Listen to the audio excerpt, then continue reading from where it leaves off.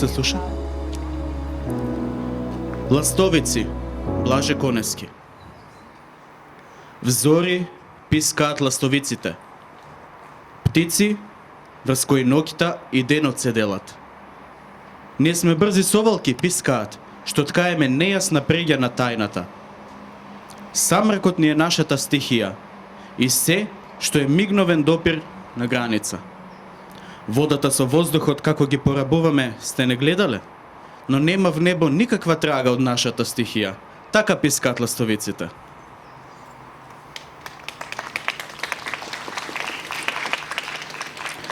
Почитувани пријатели на BookStar, иако тврдам секогаш дека немам трема, мора да признам дека таа на еден или на друг начин во моментов ми се појавува, што го покажува фактот и го докажува фактот дека сепак човекот предложи подстои на една промена, на една преобразба, на една метаморфоза.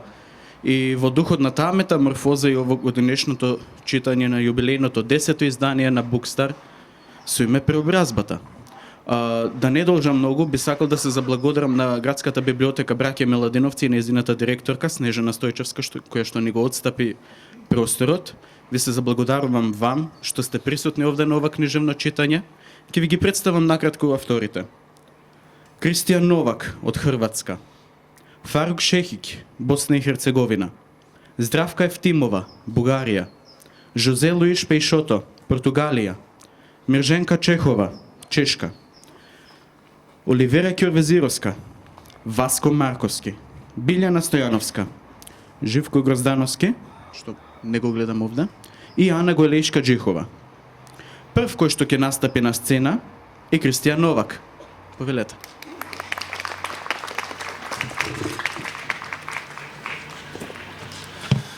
Добар дан, ја имам трему, така да ќе одмah преći на читање. Тоа е из моја книга која се зове Циганин, али најлепши. И сцена е у којoj млади циганин кој се више не смие вратити у своје село, објашњава свом старом пријателju, старом Хрвату, како да доđe у село и пронаđe njegovu мајку. Kada uđeš malo dublje, treći red kuća, zagazit ćeš u mlaku. 100% japice. Tamo ti još znaju hrvatski, ali slabo. Idu im djeca u vrtić, ostanu i u školi, ali krpaju jedva da sliče ovima iz plitkog. Vidiš da gdje ima fasada, tamo je ograda loša. Ako je ograda dobra, krov ne valja. Ti ljudi cijeli život zaobilaze i preskaču ujutro blato na svom dvorištu, pa onda što god naiđe. Ne žene se javno. Znaju da više para dobiju samohrane majke. Poneki rade za ove iz plitkog, ali vole kad se njihova djeca igraju s djecom iz siromašnog. Znaju da su od njih bolja. A stariju djecu tjeraju da se druže s ovima iz bogatog. Možda se prižene. Zato mladi tamo zgodni, to nosi šminku, tetovažu nosi. Imaju friždere pa hlade hranu i piće. Djeca jedu kečap s kruhom. Auti su Opel Kadett, Golf trojka, Ford Escort do 1000 eura. Tako koštaju i mladenke, one nevine. Tu živi i ono par doseljenih koji nisu cigani. Jedna pobjegla iz popravnog doma s našom, pa se za par tjedana udala. Ima još jedna malo starija, ne znam kako se zove. Takvima je teško. Ogovara ih se, pritišće. One ne smiju vratiti, ni mlađima od sebe. Koliko god djece rodile, ne mogu biti ravne cigankama. Svakom na putu, sve krvi, muževim sestrama, a nitko fin prema njima, samo njihovi mužeji ih brane. Mislim si nekad je netko otamo prešao u plitku, 100%. Možeš me pitati kad se to dogodilo, ja ti ne bih znao reći. Češće ti se odavde pada u dublje. U dubokom uvijek ima mjesta. Tamo žive ovi koji nemaju ništa, svima dužni, u kasama od blate i trstike, na zemljanim podovima. Ne volimo kišu. Iz blata ne možeš samo tako, blato je teško, blato je duboko. Tužno je to mjesto, ali ako budeš kopao rano ujutro do moje majke, čućeš nešto veselo, neki topot. Živo ispred kuća, mislit ćeš uvijek je veselje. Ali kad izađeš, kratko makni pogled s graje i vidjet ćeš ono poneko dijete koje je odbilo narasti. Od rana jutra umorno, samo želi zaspati, ne odgovara ni na što. Kosa mu se sama plete u pletenica oko neke grančice ili slamke što padne na glavu i ostane. To je duboko. Muškarci ti tamo govore u prijetnjama. prijete samo slabijima od sebe, a ovi prijete svakom. A ti idi brzo, ne obaziri se. Kad vidiš pokraj ceste pijane ljude kako spavaju, prođi, ne gledaj. Ne gledaj bebe zamutane u kratke majice ili salvete kako pužu oko vatre, oko čavala što vire iz drvenih podova pokraj slomljenog stakla. Mi iz dubokog, kad smo dobri, dobri smo kao kruh. Kad smo zli, zli smo do kosti. Nema granica u svađi i tušnjavi. Nemoj se začuditi kad vidiš da susjeda udari trudnicu u trbuh zato što ogovara. Kad netko iz pištolja puca u susjedove prozore. Svako malo prestane postojati sutra za nas. A kada nemaš to, onda imaš onaj čas u kojem jesi, imaš u njemu sačuvati obraz. Kao u ogledalu prije nego se razbije, jer te može ponijeti u vječnost, znaš. Krivog obraza. Samo to, sačuvati obraz, ništa drugo. Klanje se već nekako zaustavi, uvreda se oprosti, kletva zaboravi, ali izgubljen obraz ne može se vratiti. Hrvati vide cigane kao ljude bez časti, japica moj. Ali kod nas je baš sve pitanje časti. Ali čast nije lijepa odjeća, život u tišini. Čast je onaj dio tebe po kojem uvijek netko gazi dok si ti ponavljaš nije bilo namjerno, ni ovo, ni ovo, ni ovo. Ja tamo nikad nisam pripadao, znaš. Pola jer me nisu htjeli, pola jer nisam ja. Zato me ne spominje, samo traži staru kuću, 20 koraka naljevo od bunara, kućicu od zemlje, krovo, 3 ploče lima, nekoliko velikih kamenova da ploče ne odlete. Iza kuće ostatak tračnica koje su vodile do rudnika. Pronađi je. Odveži čvor kojim sam vezan. Samo joj reci tko te poslao i reci joj da se više ne mogu vratiti i ne daj joj da plače, čuješ me. Ona ne zna zaustaviti žalost kada krene. Тоа беше Кристијан Новак, кој што прв пат го имаме на BookStar. Поетеса, прозаистка, критичарка. Следна која што ќе ни чита извадок е почитуваната Оливера Ќорвезироска. Повелете.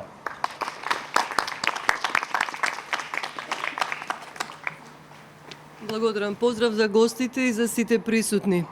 Ќе ви прочитам 2 кратки приказни од мојата книга за приказна за секој ден во секоја престапна година. Црвени вистини. Татко ми чита. Седи на масата со очила и чита книга. Моја. Во левата рака држи црвено пенкало и од време на време подвлекува. Внимателно, бавно и прецизно. Не цели реченици, понекогаш само еден збор, понекогаш неколку. Што правиш? Прашувам Божем бегло. Препознавам вистини во книгава. Книгите се измислици, му велам и тонам во срам. Мразам што татко ми ги чита моите книги. Не се, вели и токму во тој миг подвлекува едно име. Маре е Радица, така? Ме прашува. Која Радица? Радица на Станко, нашата роднина што живее на железничка станица. Не, Маре е Маре, ја измислив. Зошто мислиш дека Маре е Радица? Облеката што си ја измислила за таа твоја Маре е облеката за Радица. Може би, ама Маре не е Радица. Вели татко ми ја затвора книгата, го затвора и црвеното пенкало со капаче и станува од масата. Книгата е става на витрината покрај телевизорот. Ке си читам кога нема да си тука. Сакам да не сум тука. Всушност, тогаш сакав да не сум таму. Сега себи дала тој да е тука. Да му ја ставам на маса целата кутија со 100 црвени пенкала што ја купив дента кога излезе мојата најнова книга. Прва без него. Прва во која никој веќе не може да препознае што се вистини, а што не се, дури ни јас. Уште една куса приказна за татко ми се вика Каде е татко ти? Куќите на татко ми утрово се разбудиле рано. Буновни не можеле да се сетат дека е починат, го барале, го немало во ниедна соба, го немало ни на чардакот, ни во дворот, ни на удолницата на кај пчиња, ни кај бунарот, ни на полукружните тераси, ни во гаражата, ни во болничкиот круг. Го немало ни во цело Старо Нагоричино, ни во цело Куманово. Избезумени куќите тргнале да го бараат кај мене во Скопје. Дошле пред мојата зграда, не можеле да влезат, стоеле, чекале на паркингот да излезам, да ги видам, за да ме прашаат каде е. Излегов, ги видов куќите. Толку беа снеможени што одвај ги препознав. Каде е татко ти? Умре, им велам, заборавивте? Тие само ме гледаа празно и сронато. Джбарав по сите джебови на животот и во скришните им ги барав клучевите на куќите, но освен стуткани фискални од прескапо платени одлуки и златца од некакви свилени бомбони, не најдов ништо друго. Изгледа татко ми си заминал со целиот врзоп клучеви во левиот заден джеп од панталоните, што не го проверивме кога го погребувавме. Следен автор кој што ќе чита е авторот кој што вчера го потпиша првиот примерок на македонски од своја книга. Кој што ќе чита е Жозе Луиш Пејшото. Повелете. I'm going to read in Portuguese language the beginning of this novel called book here in Macedonia called Knjiga.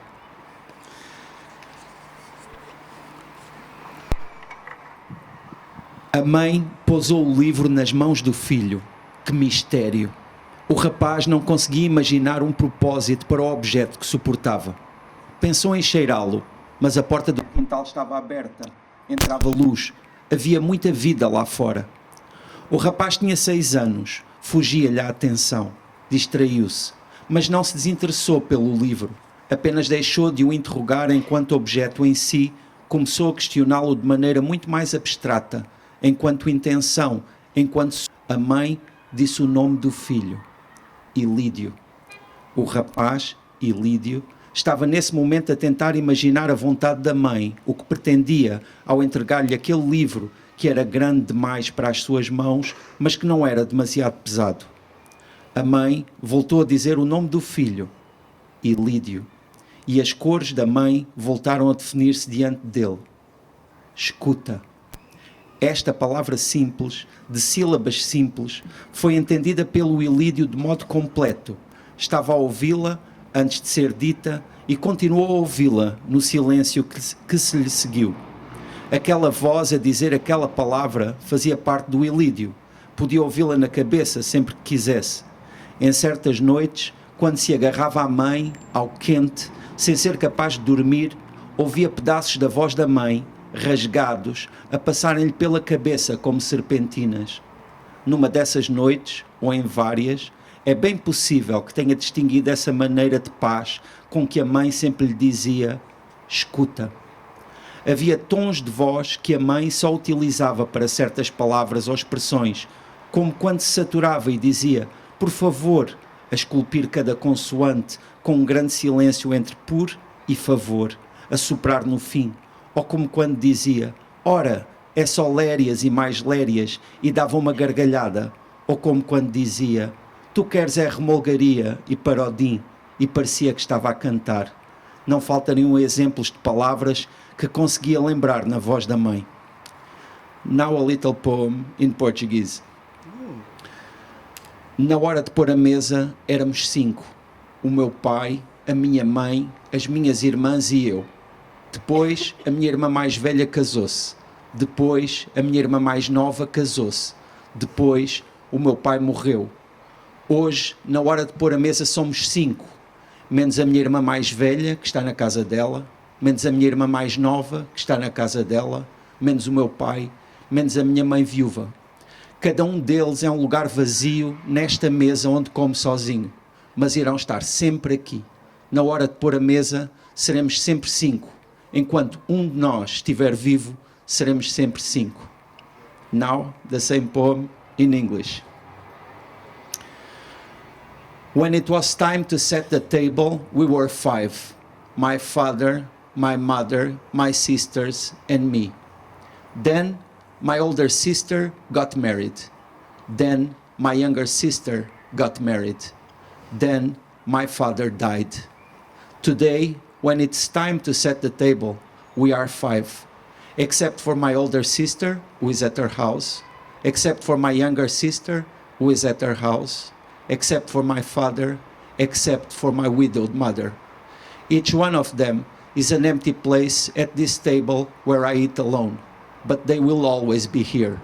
When it's time to set the table, we will always be 5.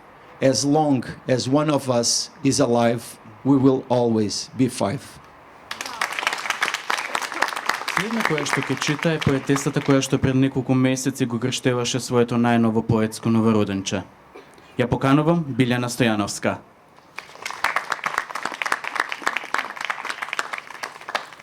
И од новороденчето читаш, браво. Благодарам BookStar за поканата. Одлучив да читам 3 песни кои што се во духот на мотото на годинешното издание на фестивалот Metamorphosis. Си сонувал дека си некој друг. Си се капел во море, си јадел риба и мандарини, а солта ти се насобрала околу усните и се има поинаков вкус. Се будиш и си некој друг. Минуваш покрај тревникот и гледаш мачка како си ги празни цревата. И завидуваш на слободата. Не боли. Диши полека. Не подголтнувај, не джвакај мастика, не се смеј, не плачи. Диши полека или отиде срцето. Тивко е во вселенската капсула. Озгора се гледаат боите. Во мракот во кој едва и смееш да дишеш. Ги спуштам стапалата полека на земја и рече си подскокнувам со мојата совршена несиметрија. Ете, ќе подкренам и чаша ако треба и ќе наздравам, како ништо да не се случува. Ми ја грабнува раката на сила и сака да ми го исече прстот. Ја тегнам раката насон. Тој посилен, замавнува со сатарот, прстот ми летнува. Се будам од болка, прстот го нема и најаве. Ми ја става раката на рамо и ме теши. Ајде, ќе порасне, како опашка на змија. Баба ми на змиите им ги сечеше главите. Ги кривам рацете, се допирам. Добро е, главата е на рамена. Браво. Следен автор кој што ќе ни чита е авторот кој што пристигна доцна во ноќта. Следен е Фарук Шехиќ.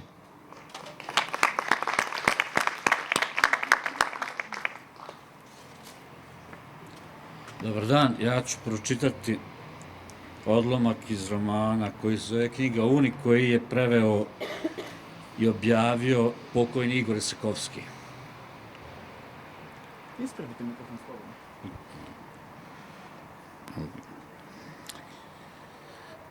Završetkom školske godine sa torbama punim svesaka i knjiga odlazimo na zapadnu stranu Huma, tik iznad kamenoloma i prepuštamo se ritualu slavljenja kraja školske godine. Ta strana Huma je obrasla kiklopskim borovima koji rastu čak i na samom rubu litice sa koje ćemo bacati avione i rakete napravljene od listova svesaka. Takmičeći se čija će papirnata letjelica dalje dobaciti prema posljednoj granici koju je obilježavala plava vijuga rijeke Ključnice, čije su obale zarasle dugom vodenom travom. Ona je kao počešana kosa bujne žene savijala svoje vlat prema studenoj vodi. Ispod naših nogu koje vise sa ivice ponora nalaze se terasaste kamene ploče prepune prašine i šljunka, te smo svaki čas očekivali da se neko od njih pojavi Old Shatterhand na konju znojnog lica osmatrajući zelene brežuljke govedarnice iz oluga oštrim pogledom stalaženog revolveraša. Avione smo pravili po ugledu na ruske migove i oni su uistinu odlazili najdalje prema Krušnici, ali nijedan nikad nije dobacio do same rijeke, možda najviše do asfaltne ceste sa koje su isparavali toplotni uzdusi zraka gdje se asfalt topio na suncu, ostavljajući tragove cipela, automobilskih guma i konjskih potkovica. Rakete su, iako aerodinamične sa izrazitim špicom, letjele jako slabo i začas bi postale nestabilne, počevši se vrtiti u krug sa kljunom prema dole i taj način leta zvao se Čvrntija. Tako su padale ptice sa neba pogođene sačvom iz lovačke puške kljunom prema zemlji što bi se vrstio oko svoje osi. Na samom dnu kamenoloma su bili šljunčani bregovi umorne mašine za separaciju šljunka i sitnijeg pijeska, mlake prepune žabokrečine, punoglavaca, grozdova, žabljih jaja što su se zibala u zagrijanoj vodi i odraslih žabica čije su glave izvirivala iz zelenih algi na rubovima bara. Sve je to gorilo na podnevnom suncu, dobijajući uspravan prašnav i drevan izgled kakav je uobičajen za mediteranske krajolike u zaleđu mora. Sa našeg položaja se nije moglo vidjeti Una. Ona je tekla iza Huma i tu bi se na sastavcima jedan njen krak spajao sa Krušnicom koja je bila najmirnija rijeka u čitavom kraju, duboka i ledena, jer je bila duga samo 6 kilometara. Izvirivala je iz kamene litice u prašum iznad koje su krstarili pravi orlovi, kondori naše prirode. Nakon što bismo pocijepali sveske i lansirali brojne eskadrile migova i slabašnih raketa, posvetili bismo se bacanju kamenja prema Krušnici. Kamen bi letio zaista dugo prije nego se bešumno zabije u rijeku, stvarajući kružnicu koju smo jedva vidjeli sa naših uzvišenih položaja.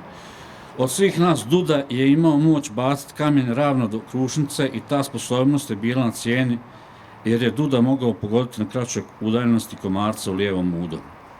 U borovim krošnjama se krila posebna vrsta ptica, rijetka i egzotična. Bili su to krstokluni i malo ko se mogao pohvaliti da je vidio krstokluna više od 2 ili 3 puta u životu. Krstokluni su spadali u rod papagaja i svoje ime su zaradili zbog kljuna koji se neobično ukrštao za razliku od svih ostalih ptica kojima se gornji i donji dio kljuna simetrično poklapao. U našoj hijerarhiji ptica nalazili su se na Olimpu vladajući ptičjim svijetom jer su bili nedodirljivi i proglasili smo ih besmrtnim, pošto niko nikad nije našao mrtvog krstokljuna. Vjerovatno su oni, kad im dođe smrtni čas, odlazili put neba, sve dok ne bi postale sitne tačke sasvim nestale, aterirajući u modri raj, gdje bi zauvijek bilo oslobođeni tjelesne patnje, tkiva, krvi i perja, slobodni poput ideja koje su strujele kosmičkim prostranstvima. Pretpostavilo se da je svemir nastao u obliku ideje što je stalno narastala prihvatajući svoje okrilje manje i nemoćnije ideje. U početku velika ideja nije bila materijalna i vremenom je zadobijela opipljivu dimenziju kada je postala bremenita vlastitom težinom glasova i riječi. U ideji se kuhala primordijalna supa. Glasovi i riječi su se morali osloboditi iz roditeljskog zagrljaja. Svako biće teži i slobodi se moći, pa su tako nastale planete, sazvježđe, komete i asteroidi. P jednako planet, A jednako asteroid, M jednako meteor. Sve se samo imenovalo i glas bi se spojio sa predmetom na koji se odnosio. Glasovi su vodili ljubav sa svojim značenjima, a svemir je bio šareni balon. Kad je velika ideja prerasla sam sebe, postao je život. Žemlja se rodila kao sićušni odbljesak velike ideje, kao krhutina jedne jedine riječi žemlje i počela je svoje samostalno putovanje obrastajući zelenom i puneći se okeanima. Toliko je brzo letila prostorom da je otpao dijakritički znak, ona kvačica s glave. U džunglama i okeanima život je oslobađao svoje oblike, prabića, životinje, biljke, radoznalog čovjeka. Čovjek je kardinalna pogreška idejne kosmogonije. A najveća čovečja nesreća je tvarna muka i od svog postanka on teži da se ponovo vrati u bestjelesno stanje kao neka minijaturna i sretna ideja, baš u ovoj krošnji. Следна авторка која што ќе ни чита е авторката во чии што зборови го содржи своето детство. Ја поканувам Ана Голејшка-Џикова.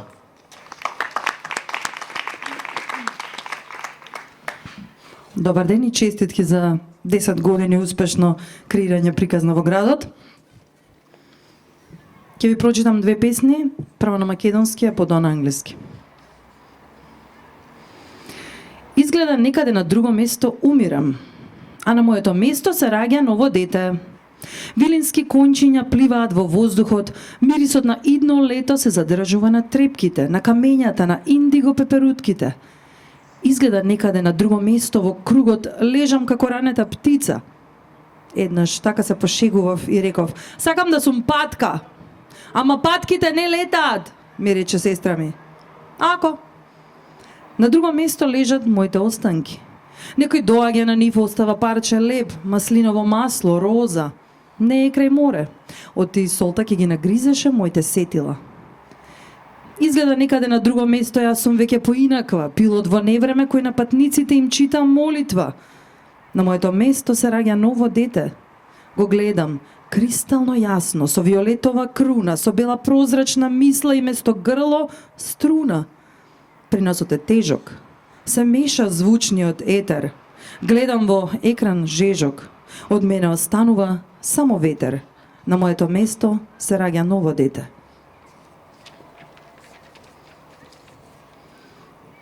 It seems like somewhere else I'm dying, and in my place a new child is born. Dragonflies are swimming in the air. The smell of the coming summer holds to the eyelashes, of the stones, of the indigo butterflies. It seemed like somewhere else I'm lying in the circle like a wounded bird. Once joking by I said, I wish I was a duck. But ducks don't fly, my sister said. It's okay. Somewhere else are lying. My remains, somebody's coming for them. Leaves a piece of bread, olive oil, a rose. It's not by the sea, otherwise the salt would have eaten my senses. It seems like somewhere else I'm already different. A pilot in a storm who read a prayer to the passengers. In my place, a new child is born. I'm looking at him, crystal clear, with a purple crown, with white luminous thought, and instead of throat, a string. The string in his heart, interruptions in the air. I look at the hot screen. The only thing left for me is wind. In my place, a new child is born.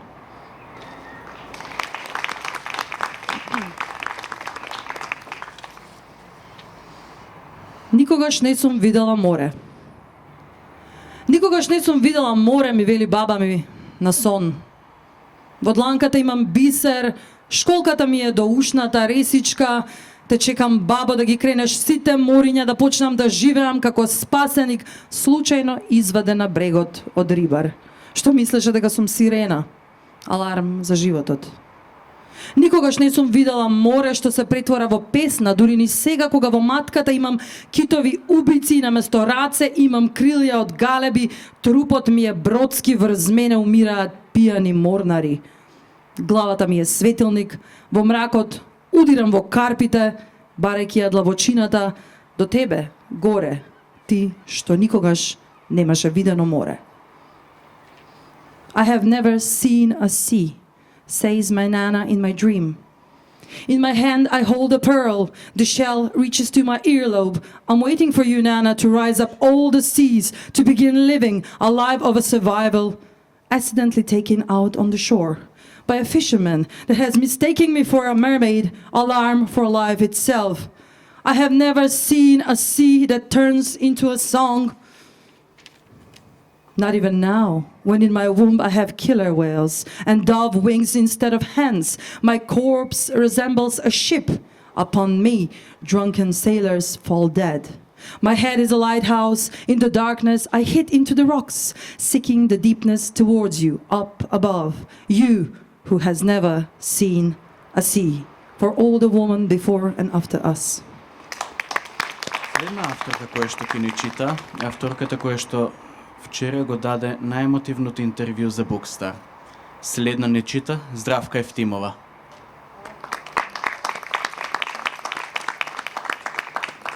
Well, I'll read in English. We'll have to just wait a minute. I have found the stories.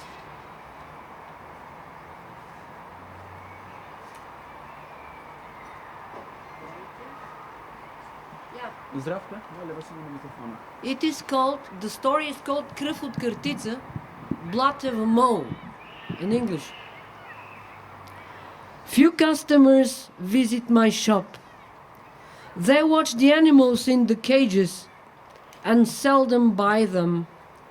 The room is narrow and there is no place for me behind the counter, so I usually sit on my old chair behind the door.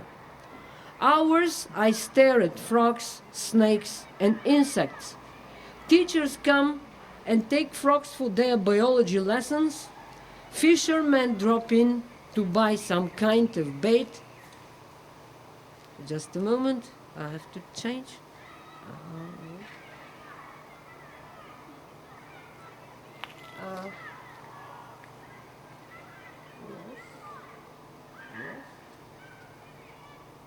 That is practically all. Soon I have to close the shop because I will go bankrupt.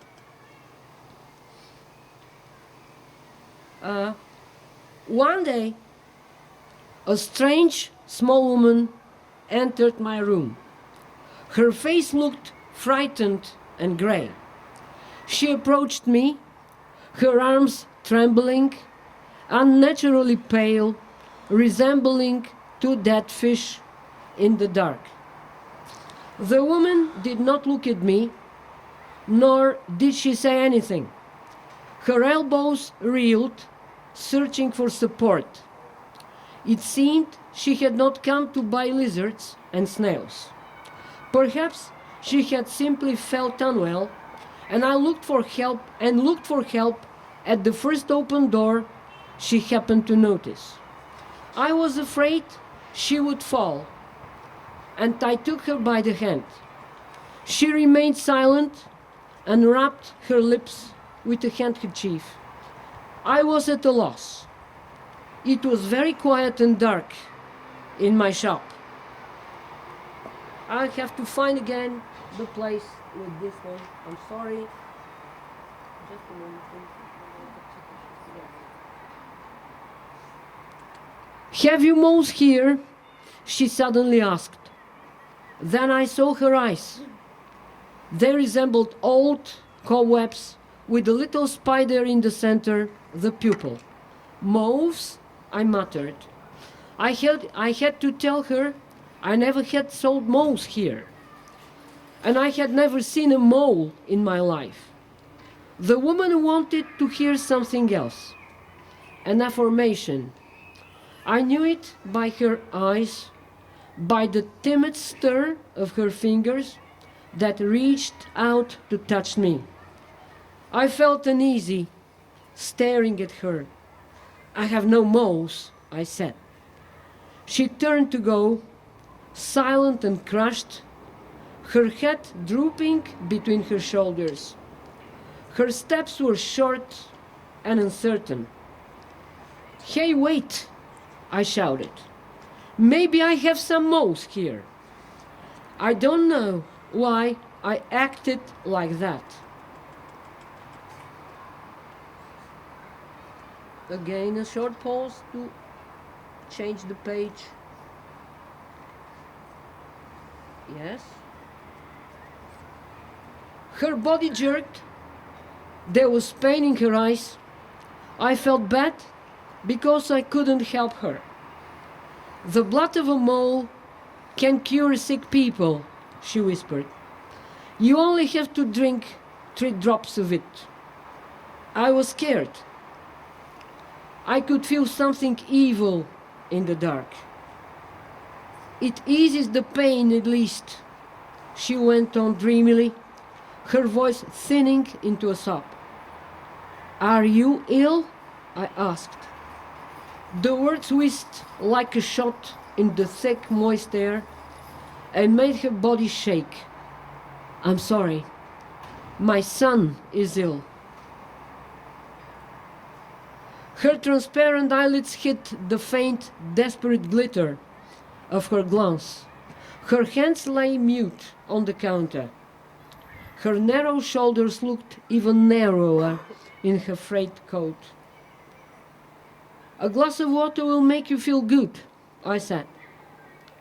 She remained motionless, and when her fingers grabbed the glass, her eyelids were still closed. She turned to go, small, her back hunching, her step noiseless and impotent in the dark. I ran after her.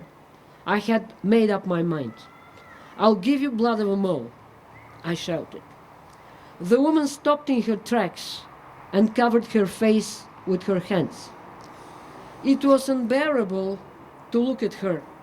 I felt empty. The eyes of the lizard sparkled like pieces of bronze. I didn't have any mole's blood. I didn't have any moles. I imagined the woman in the room, sobbing. Perhaps she was still holding her face with her hands. Well, I closed the door so that she couldn't see me. Then I cut my left wrist with a knife and slowly oozed into the little glass bottle. After 10 drops had covered the bottom, I ran back to the room where that woman was waiting for me. Here it is, I said. Here is the blood of a mole.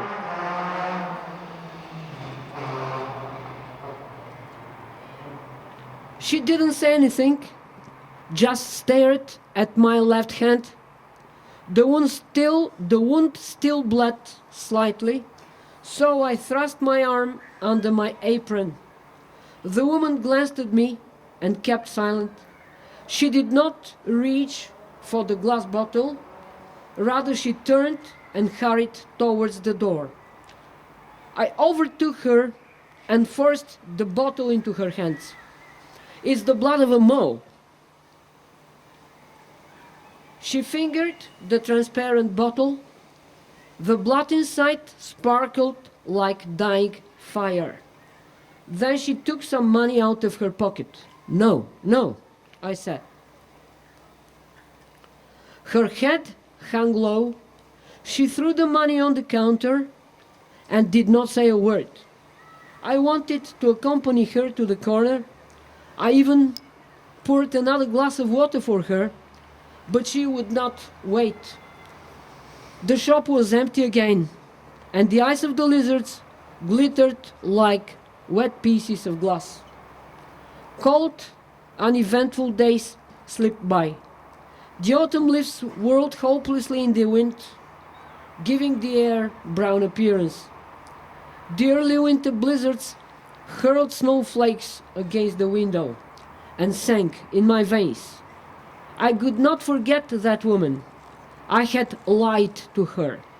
No one entered my shop, and in the quiet dusk I tried to imagine what her son looked like. The ground was frozen, the streets were deserted, and the winter tied its knot around houses and rocks. One morning the door of my shop opened abruptly. The same small woman entered, and before I had time to greet her, she rushed and embraced me. Her shoulders were weightless and frail, and tears were streaking her delicately wrinkled cheeks. Her whole body shook, and I thought she would collapse. So I caught her in my arms. Then the woman grabbed my left hand and lifted it up to her eyes. She saw the wound. The scar of the wound had vanished, but she found the place. Her lips kissed my wrist. Her tears made my skin warm. Suddenly it felt cozy and quiet in the shop. He walks, the woman sobbed, hiding a smile behind her palms. He walks. She wanted to give me money. Her big black bag was full of different things that she had brought for me. I could feel the woman had braced herself up. Her fingers had become tough and strong. I accompanied her to the corner, but she only stayed there beside the street lamp, looking at me, small and smiling in the cold. It was so cozy in my dark shop, and the old smell of formalin made me dizzy with happiness. My lizards were beautiful. In the afternoon on the same day, a strange man entered my room. He was tall, and I was frightened. Have you blood of a mole? He asked, his eyes piercing through me. I was scared. No, I haven't. I have never sold moles here. Oh, you have, but you have. 3 drops, no more, or my wife will die. You have, please. He squeezed my arm. Please, 3 drops, or she's gone. My blood trickled slowly from the wound. The man held a little bottle, and the red drops gleamed in it like embers. Then the man left, and the little bundle of banknotes rolled on the counter.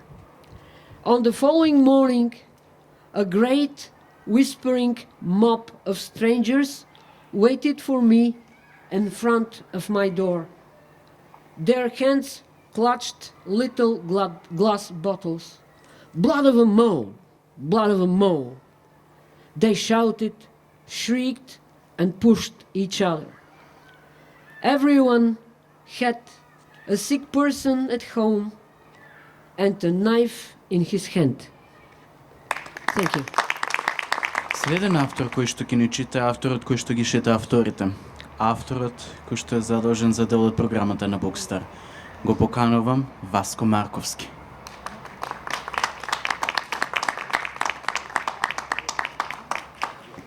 Благодарам, обригадо, thank you. Ќе прочитам неколку песни од мојата книга поезија Скопски улици на македонски и на англиски, тоа што ми се најде при рака. I'll read three poems of my book of poetry, The Streets of Skopje is the translation in English, so here it is.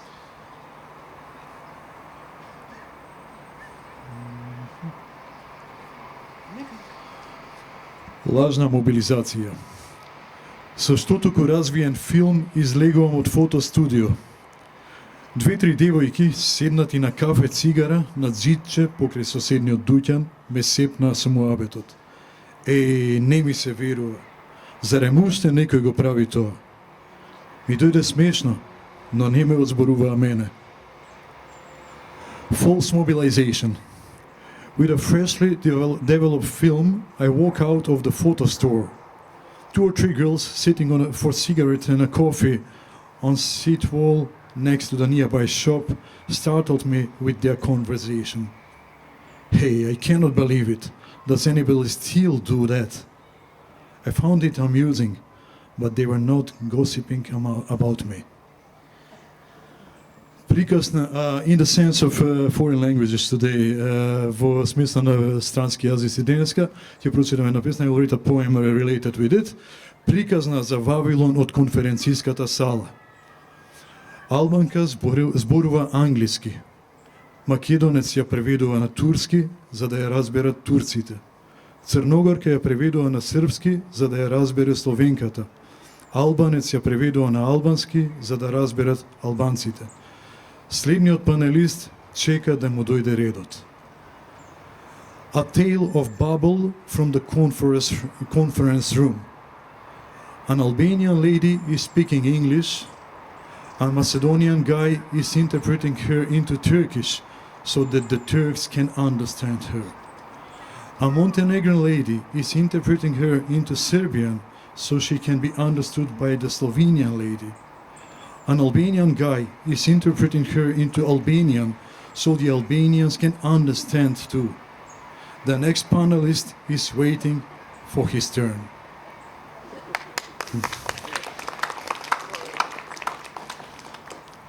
Ноктурно. Тој сум, истиот, со големата сенка, пред зајдисонце, заслушан во морето, загледан кон маслините. Тој сум истиот, штурец меѓу возови, заслушан кон супермаркетот, загледан во семафорот, под улично светло. Тој сум, истиот, кој задремал пред телевизор, навивајќи за домаќинот на вечното дерби, природа, општество. Ноктурно. That's me, the same one, with the large shadow before sunset, listening carefully to the sea, looking away towards the olive trees. That's me, the same one, a cricket between the trains, listening carefully to the supermarket noise, looking away towards the traffic lights underneath the street light. That's me, the same one, taking a nap in front of the TV, cheering for the host team in the eternal derby, nature versus society. Благодарам, thank you. Која што ја поканувам на сцена е Мирженка Чехова.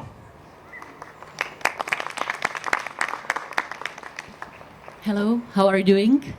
Hello, students. So before I'll read in Czech language, though I don't understand Macedonian, but the book is in Macedonian also, I'll tell you what the book is about. It's called Ballerinas, baletky in the Czech language, ballet dancers. And it's about female bodies and how they are shaped by the system. It's about female bodies that are tamed and that are formed in a perfect object. It's also about identity and how you can lose an identity in the race for an idol.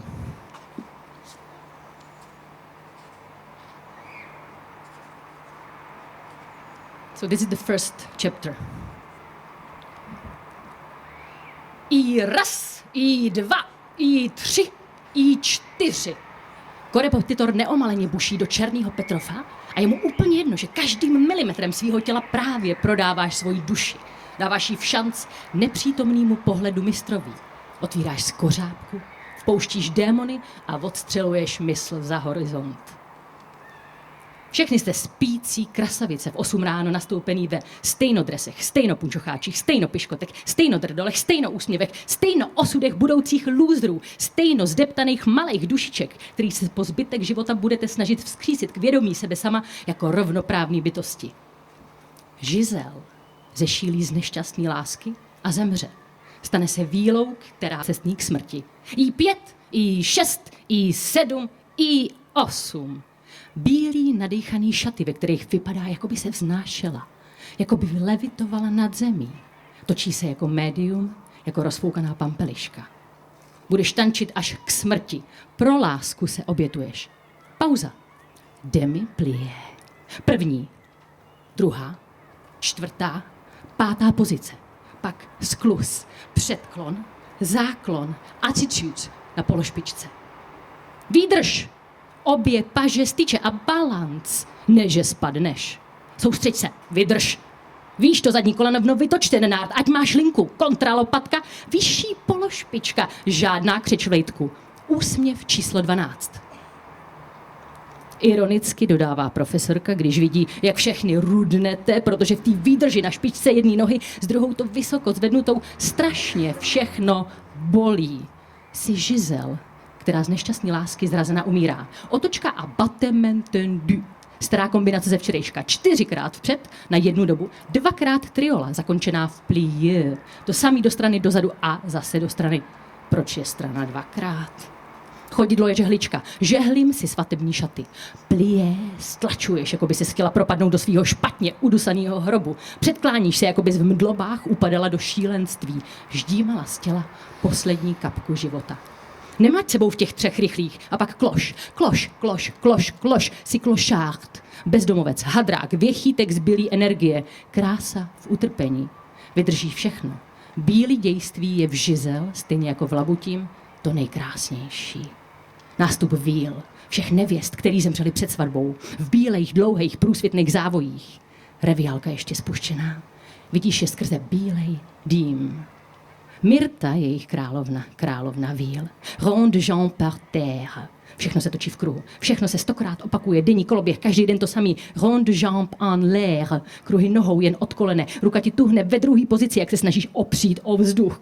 Kruhy nohou pospátku. Všechno 100krát, 1000krát. Mechanický pohyb mixéru. Je to hustý puding nebo snad pařížský paté? Battement frappé, nakledáváš maso svých kostnatých kotníků, flex a noha, jako když si Chaplin čistí nohavici od bláta z bicyklu. Ta olejová skvrna nejde vydrhnout 20 let tvojí kariéry. Začínáš v 10, končíš ve 30. Kolik času ti ještě zbývá? Ty bílé hrdinky se vždycky obětují kvůli lásce. A pak za to trpí. Trpí rády a často. Vždycky za muže. Nikdy za vlastní ambici nebo pro vlastní úspěch. Jsou to nádherný oběti. Umírají ladně, křehce, smysluplně. Vždycky do hudby, velkolepě a za velkýho aplauzu. Teď přijde adagio. Vrchol elegance i náročnosti. Teď už jenom kárnej tábor, mučednický kolo uprostřed pouště, koňský povoz plný zlata, který místo koní táhneš ty. Žizel už je dávno mrtvá. Thank you. Следен автор кој што ќе ни чита е авторот кој што напиша писмо на околу 300 страници. Го поканувам Живко Гроздановски.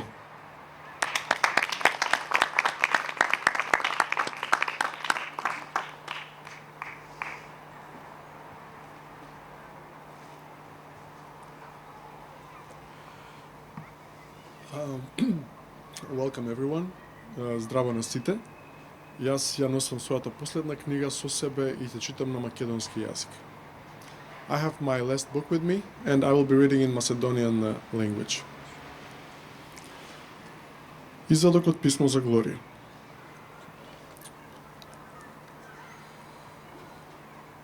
Знам за нешто што се случило кога сум имал 3 години над. Почнува да зборува тој, без да гледа во неа. Над кимнува и го враќа погледот кон своите чевли. Во лето, често кај нас дома, во селото, се собираа роднини, почнува тој. Со нив живеела баба му, мајка на татко му и на уште 3 деца. Сите тие деца, со своите деца, летно време доаѓале да ја посетат неа и да се видат едни со други.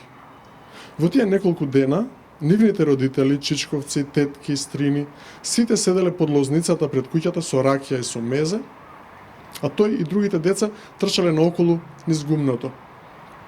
Гумното се протега од нивната продавница зад куќата па се до плевната, околу 300 метри во спротивен правец. Се случило еден ден, тој да се оддели од групата деца, колку типично за него, и да се дошетка до плевната. Веројатно намамен од мирисот на свежото сено влегол внатре. На таквите фамилиарни средби биле сите гости, освен мајка му, која постојано трчала наоколу и се грижала секој да има се.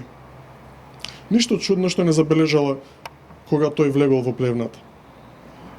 Татко му не бил заангажиран со ништо, но бил со другите. Никако да не бил тука.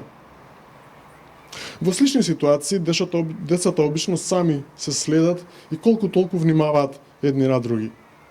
Но овој пат имало грешка во тој систем.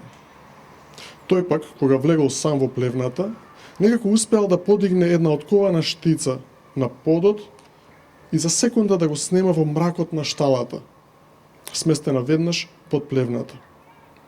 Поточно, успеал да падне точно кај свињите, кои тогаш се наоѓале во кочината од чичко му. Над го трга погледот од чевлите и одсечно ја врти главата кон него. Кај свињите, го прашува сумничаво. Знаеш дека свињите се карнивори, нели? Знам, верувај, одговара тој со блага, помирено презрива насмевка. Добро знам дека се карнивори. И? Изненадена е Над. Дошле веднаш и те извадиле, така? Па не баш, вели тој. Во следните 10 минути никој не забележал дека го нема. Па тој си седел сам со свињите во мракот и во смрдејата. А кучината била поделена на 2 бокса. Во едниот, голем приближно 3 на 3 метри, имало 3 свињи, а во другиот, помал, само една свиња. Оваа свиња била сама затоа што еднаш, кога не добиле помија предолго време, другите 3 свињи ја нападнале неа како најслаба и ги изгризале нозете. За среќа, тој паднал во боксот на таа една свиња, која цело време била со главата во коритот. А во меѓувреме, и многу се здебелила, па тоа дополнително и го оттежнало движењето. Кога возрастните сватиле дека го нема, дворот зоврел во паника и луѓето се растрчале на сите страни. Во продавницата, зад куќата, кај црешната, околу дабот, во бавчата, кај сушницата, низ цела куќа, се качиле дури и на таван. Ја посетиле и плевната, влегле кај кобилата и кај кравите, но ништо. Како да се растворило во воздух детето. Секако дека не се сетиле да влезат кај свињите. Во плевната немало ни трага од дупката, а вратата од кочината била од другата страна на плевната и ни 10-годишно дете не би можело да ја отвори. Освен тоа, таа врата била заклучена со катанец. Но дури да не била, сигурно никому ни на крај памет не би му паднало дека некој од децата некако може да се најде кај свињите. А детето веројатно липало во топлите свински гомна. Кога очињата му се навигнале на мракот, може би ја забележало силуетата на ужасната грамада сало како тромаво се врти кон него. Почнува да грофта со парчиња помија околу чурилката и се обидува да се придвижи, да се одвлече до него. Во дворот пак, откако детето никаде не го нашле, во игра влегле нови сценарија. Можно ли е детето да излегло наџаде и без никој да го види да заминало кај јазот, на пример? Што ако се работи за некоја друга верзија? Пак се поделиле, продолжиле со потрага, но не го нашли. Во кочината во меѓувреме, додека трите други свињи квичеле како пред колење, сакатата свиња некако успела да се довлечка поблизу до детето. Сепак тоа знаело како пиштејќи да истрча до друг ќош од боксот, на неколку сантиметри од другите три чурилки. И чекај, за сето тоа време никој не те слушнал како вриштиш, таму долу, никој не ги чул свињите? Прашува над напната, како сето тоа да се случува сега. Првиот пат кога влегле во плевната за да го побарат, тие биле во таква паника што без прекин тие викале по него, наместо да молчат и да се обидат да го чујат него како ги бара. Каква символика, нели? Што се однесува до свињите пак, тие онака без престан квичеле штом се чуеле дека им се приближуваат луѓе. Знаеле дека доаѓа храна. Храната пак сега дошла во неочекуван облик. Кога највозрасните сватиле дека детето мора да е некаде на имотот, се вратиле назад и повторно отишле до плевната. Овој пат молчеле. Но, кога стигнале таму, една од тетките веќе почнала да го жали, а друга паднала и се онесвестила, па морала да трчаат и по неа. Сакатата свиња пак, во меѓувреме успела да го приклешти детето во ќошот, а додека тоа се обидувало да ја исклоца, таа замавнувала со шурулката, обидувајќи се да му ја собои другата патика. Каков пресврт, нели над? Каква трагично гротесна манифестација на кармичката правда. Храната се бунтува, станува агресор, агресорот станува храна. Над кима брзо со глава, се согласува. Со се согласува, само нека заврши побрзо приказнава. Кога мајка му непосле се вратила со клучот и мажите успеле да влезат во кучината, сакатата свиња веќе ја имало тргнато патикато од неговото лево стапало и веројатно само миг пред татко му да го фрли, да го фати под мишки, да го крене и да го извади од кучината, свињата успела да го докачи.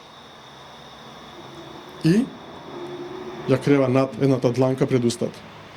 Другата и лежи неподвижна врз стомакот. Ништо, однела 3 прсти од левото стапало. Не е можно. Одрекува неколку пати со главата над. Оти да не е можно? Чекај, сакаш да ми кажеш дека од тогаш немаш 3 прсти на левото стапало? Тој молчи. Чекај. Учевме 4 години заедно во средно без никој од нас да дознае дека ти уствари немаш 3 над. Ми имаш ли ти видено некојаш гол и бос мене? Сега таа молчи. Го нема видено гол, ни бос. Нема врска, знаеш, не е нешто драматично, продолжува тој. Над со зазор ги повлекува обете дланки врз стомакот и повторно го врти погледот кон стапалата. Може би ги гледа со нови очи, може би ги цени малку повеќе од пред малку. Алберто Вилолдо вели дека човек треба да си ги масира стапалата и да им искажува благодарност. Фала. Преобразбите на BookStar не се преобразби ако не следува мало изненадување. BookStar ги чествува различните книжевности, различните јазици. Уште еден јазик и не се придружија, тоа е италијанскиот. Во моментов ја поканувам авторката Паула Перети да не се обрати.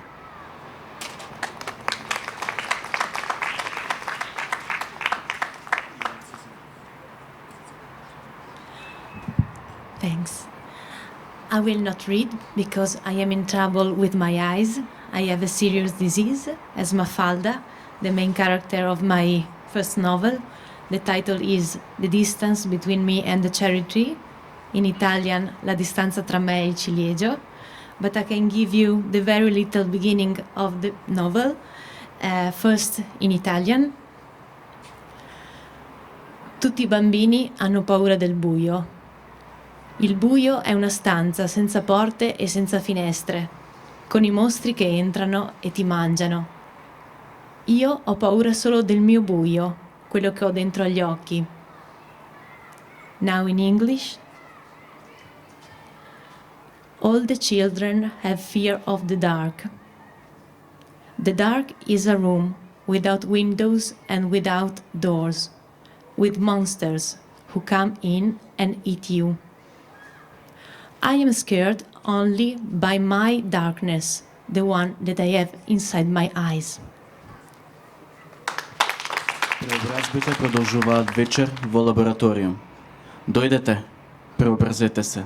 Во овој момент би сакал да изразам уште еднаш благодарност до Градската библиотека Браќа Миладиновци, до директорката Снежана Стојчевска која што ни го отстапи овој простор и до сите вас кои што издржавте на оваа пеколна шешкава овде. Така што ве поканувам на краткиот коктел да се подружиме уште малку. Ви благодарам уште еднаш.